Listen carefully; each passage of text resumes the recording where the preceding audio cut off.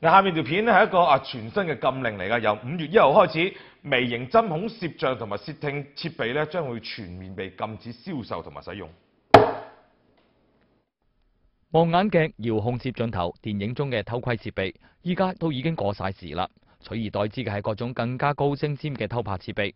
喺深圳華強北市場，類似呢種偷拍設備一早已經進入微時代。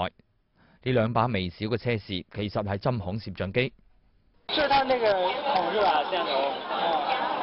這怎麼用啊？這個插卡打開就可以了，這裡插上信卡嘛。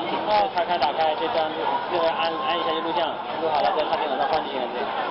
這個像是高清的，就人的毛孔怎麼就看上去一能夠錄多久？1個小時。這是多少錢呢？200塊錢。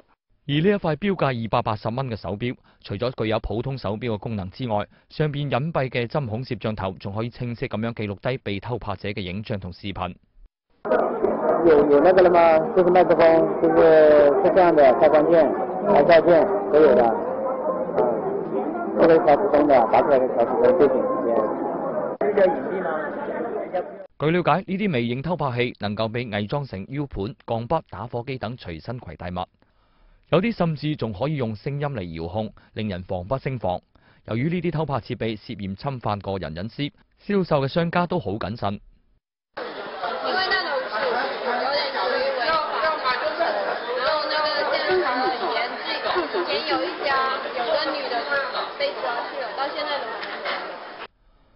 從5月1號起，國家工商總局、公安部同質檢總局規定，將全面禁止微型針孔設備、攝像攝聽設備嘅生產、銷售同使用，避免無辜市民遭到偷拍侵害。